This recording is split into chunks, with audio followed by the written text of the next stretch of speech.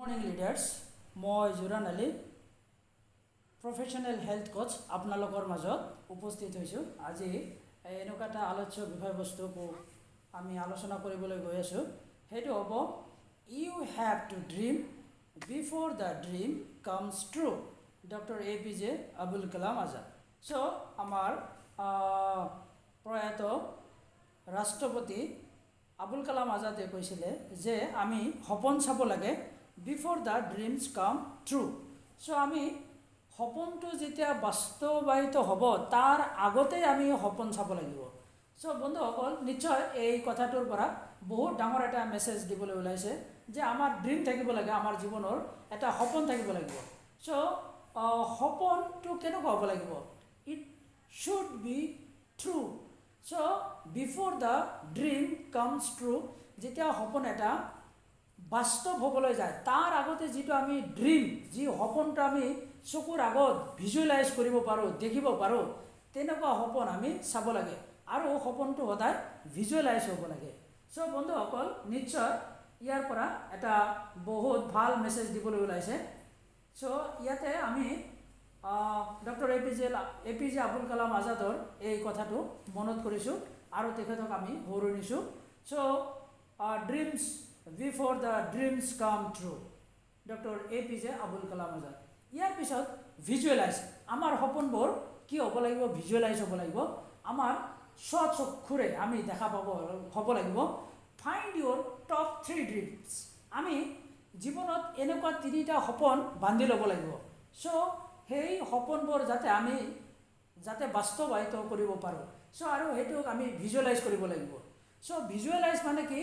যে সপোনটো বাস্তৱ হোৱাৰ আগতে আমি যি কল্পনা কৰিছোঁ, কল্পনাৰ ৰাজ্যত বিভোৰ হৈ পেলাই আৰু সেই বস্তুটো পোৱাৰ কাৰণে আমি যেতিয়া গ্ৰেট ড্ৰিমাৰ্ছ হওঁ, that dreams is fulfil in our life.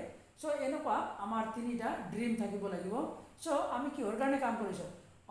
যেনেকৈ বাৰী। চ' গাড়ীৰ কাৰণে আমি কাম কৰি আছোঁ। এটা ভাল ঘৰ হ'ব লাগে আৰু এটা ভাল জীৱন যাপন হ'ব লাগে। চ' কেনেকুৱা জীৱন যাপন? It is A Morrell life, it is a great happiness in life. আৰু এটা ড্ৰিম হাউচ, এটা ড্ৰিম কাৰ আৰু এটা ড্ৰিম লাইফ। চ' এনেকুৱা জীৱন আমি যেতিয়া কল্পনা কৰিম, নিশ্চয় সেই জীৱনটোৰ কাৰণে আমি যেতিয়া যুদ্ধ কৰিম, সেই জীৱনটোৰ কাৰণে আমি যেতিয়া কাম কৰিম, that dreams one day will be fulfil and this should be visualize its and everywhere. আমি যেতিয়া সপোনে দিঠকত আমি সদায় যেতিয়া এই কথাটোৰ বিষয়ে আলোচনা কৰি থাকিম আৰু সেইটো প্ৰজেক্টটো ছাকচেছ কৰাৰ কাৰণে আমি যেতিয়া কাম কৰি যাম, that dreams will be fulfil in our life. So' বন্ধুসকল, এই কথাটোৱে বহুতখিনি সংকেত বহন কৰিছে যে আমি ড্ৰিমাৰ হ'ব লাগিব। তাৰপিছত বন্ধুসকল, ৰিস্ক টেকিং টাইম এণ্ড মানি। চ' আমি আমাৰ সপোনবোৰ বাস্তৱায়িত কৰাৰ কাৰণে তাৰে কিছুমান ষ্টেজ থাকিব। ষ্ট্ৰাগলিং ষ্টেজ, তাৰপিছত ৱেল্থ ক্ৰিয়েশ্যন ষ্টেজ থাকিব, তাৰপিছত থাকিব ছাকচেছ ষ্টেজ, তাৰপিছত থাকিব ভেলু ক্ৰিয়েশ্যন ষ্টেজ। চ' বন্ধুসকল, আমাৰ জীৱনৰ যিমানবোৰ কাৰ্য আমি কাম কৰোঁ, যিমানবোৰ আমাৰ ছাকচেছফুল ব্যক্তিৰ যদি হিষ্ট্ৰী আমি চাওঁ, তেওঁলোকৰ এই 4টা ষ্টেজ থাকে। এটা ষ্টেজ হ'ব ষ্ট্ৰাগলিং, আমি যুদ্ধ, আমি যেনেকৈ আমাৰ জীৱনটোক লৈ পেলাই এটা যুদ্ধ ক্ষেত্ৰত আমি নামি পৰোঁ, সেই ষ্টেজটোক কোৱা হ'ব আমাৰ যুদ্ধ ক্ষেত্ৰ বা যুদ্ধ কৰাৰ সময়, দেট ষ্ট্ৰাগলিং এজ। দেন ইয়াৰ পিছত ষ্ট্ৰাগলিং কৰোঁতে আমি এটা সময়ত কি হ'ব? আমি ছাকচেছ ষ্টেজলৈ গুচি যাম। যেতিয়া ছাকচেছ ষ্টেজ হ'ব, ছাকচেছ ষ্টেজ হোৱাৰ পিছত যেতিয়া আমি আমাৰ জীৱনত ছাকচেছ পাম, ছাকচেছৰ কাৰণে কি কৰিব লাগিব? ষ্ট্ৰাগল কৰিব লাগিব। চ' তাৰপিছত কি হ'ব? ৱেল্থ ক্ৰিয়েশ্যন হ'ব। ৱেল্থ মানে সম্পদ। আমি যেতিয়া বহুত টকা পইচা হ'ব, তাৰ লগত এই 2টা বস্তু জড়িত থাকিব। নাম্বাৰ 1 থাকিব ষ্ট্ৰাগলিং, নাম্বাৰ 2 থাকিব ছাকচেছ। তাৰপিছত কি হ'ব? Wealth creation stage. ইয়াৰ পিছত কি হ'ব? Value creation stage. চ' বন্ধুসকল, নিশ্চয় আপোনালোকে ধৰিব পাৰিছে আমি বাৰু এনেকুৱা ষ্টেজবোৰ অতিক্ৰম কৰিছোঁনে? It is a great question to you. So' আমি বিজনেছৰ অলপ আপছ এণ্ড ডাউন দেখাৰ লগে লগে আমি এই বিজনেছটো কুইট কৰি গুচি যাওঁ। চ' যেতিয়া ছাকচেছৰ সময় আহে, তেতিয়া আমি কিবা নহয় কিবা বাহানা কৰোঁ। যেতিয়া আমাৰ ৱেল্থ ক্ৰিয়েশ্যনৰ ষ্টেজৰ সোমায় সেই সময়ত আমি বিজনেছটোৰ অলপ কিছুমান প্ৰব্লেম চাই পেলাই আমি কুইট কৰি গুচি যাওঁ আৰু ভেলু ক্ৰিয়েশ্যন আমাৰ কেতিয়াও হ'ব। চ' বন্ধুসকল, দিছ ইজ সমজদাৰ আদমি কে লিয়ে ইশাৰাই কাফি। ইয়াৰ পৰা আমি বহুতখিনি কথা জানিব পাৰিছোঁ। বন্ধুসকল, ইয়াৰ পিছত মানি এণ্ড টাইম এণ্ড মানি। চ' ইয়াতে এটা গ্ৰাফ, এই গ্ৰাফটোৱে আমাক বহুতখিনি কথাই ক'ব বিচাৰিছে। বন্ধুসকল, নিশ্চয় আপোনালোকে ধৰিব পাৰিছে যে আমাৰ ইয়াতে এটা টাইম ফ্ৰেম দিয়া গৈছে আৰু মানি ফ্ৰেম দিয়া গৈছে। চ' এই গ্ৰাফটোৰ পৰা আমি দুটা বস্তু গম পাম যে প্ৰথম ধৰি ল'লোঁ মোৰ সময় দিছোঁ কিমান, 1 বছৰ, আৰু ইয়াতে মই কিমানখিনি টকা অৰ্জন কৰিব পাৰিছোঁ ধৰি ল'লোঁ 1 year। 1 বছৰ মই ইয়াতে সোমাই দিছোঁ আৰু 1 কোটি টকা মই ইয়াৰ পৰা ইনকাম কৰিছোঁ। তাৰপিছত মই সোমাই দিছোঁ 3 বছৰ। আমি সময় হিচাপে যদি ধৰি লওঁ তেনেহ'লে 3 বছৰ আমি এই বিজনেছত টিকিছোঁ আৰু তাৰ পৰা আৰু যদি আমি ৱেল্থ ক্ৰিয়েশ্যন বুলি ভাবি লৈছোঁ নাইবা কিমানখিনি ইয়াৰ পৰা প্ৰগ্ৰেছ হৈছে, কিমানখিনি টকা আমি ইনকাম কৰিব পাৰিছোঁ, 3 বছৰত ধৰি ল'লোঁ 10 কোটি টকা। তাৰপিছৰ ষ্টেজটো হ'ব যে আমি ইয়াতে সোমাই দিছোঁ কিমান বছৰ, 5 বছৰ, আৰু মই ইয়াৰ পৰা 100 CR অৰ্জন কৰিব পাৰিছোঁ। নেক্সট ইয়াৰ পিছত মই সোমাই দিছোঁ 10 বছৰ আৰু 100,000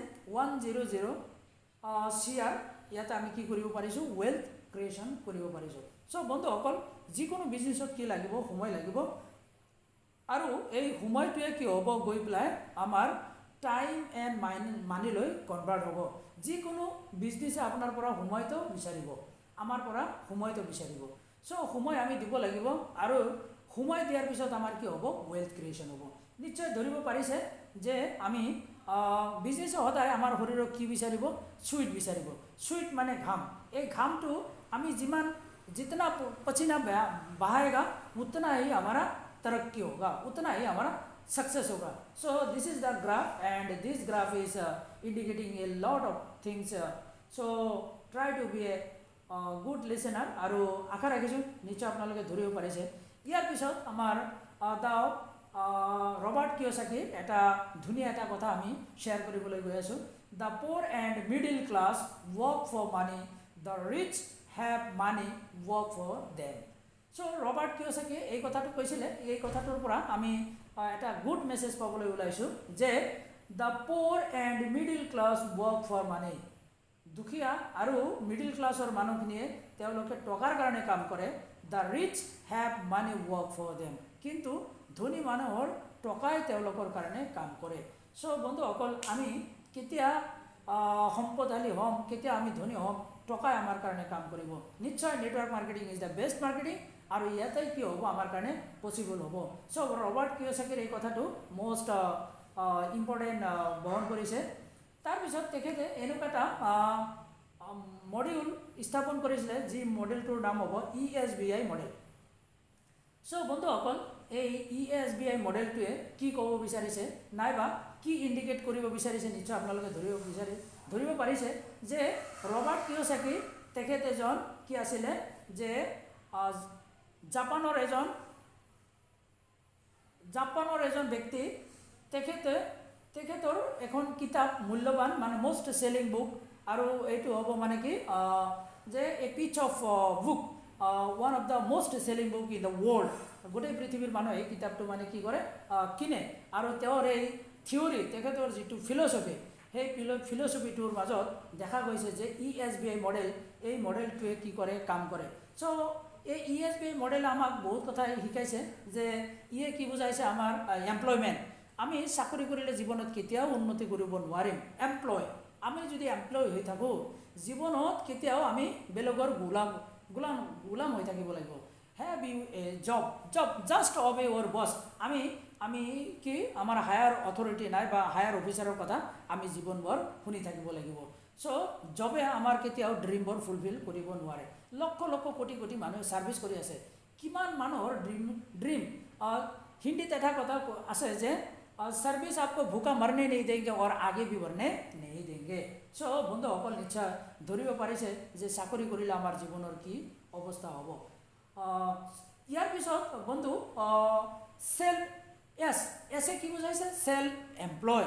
এতিয়া সেলফ এমপ্লয় কোনে হ'ব যিবোৰ মানুহে ধৰি ল'লোঁ তেওঁলোকৰ ড্ৰিমবোৰ স্মল হয় সৰু সুৰা বিজনেছ কৰি আছে আৰু কিবা কৰি পেটে ভেটে চলি আছে তেওঁলোকে কি হ'ব মানে সেলফ এমপ্লয় নিজে কিবা এটা ইনিচিয়েটিভ লৈ পেলাই উদ্যোক্তা কৰিছে তাৰপিছততো হ'ব যে এই ESBI মডেলৰ এই দুটা সেকশন হ'ল প'ৰ আৰু দুটা সেকশন হ'ব মানে কি ৰিচ তো তাৰে ভিতৰত বি বিজনেছ ওনাৰ ইয়াতে যেতিয়া আমি নিজৰ মালিক যেতিয়া আমি বিজনেছৰ মালিক যেতিয়া আমি নিজে হৈ যাম ছিষ্টেমৰ যেতিয়া আমি নিজে মালিক হৈ যাম তেতিয়া আমাৰ লগত কি আদাৰ ফেক্টৰছবোৰ জড়িত হৈ থাকিব আৰু নেক্সটটো থাকিব মানে কি 4 নম্বৰটো থাকিব ইনভেষ্টৰ চ' এই দুটা কেটেগৰীত যিখিনি মানুহ থাকে তেওঁলোকেই হ'ল পৃথিৱীৰ 5% মানুহ আৰু এই 5% মানুহৰ হাতত সকলো বস্তু আছে তেওঁলোকৰ ড্ৰিম এই যে 5% মানুহৰ গাড়ী ঘোঁৰা ৰাস্তাত চলি আছে আৰু 95% মানুহৰ আজিও ড্ৰিমবোৰ ড্ৰিম হৈয়ে থাকে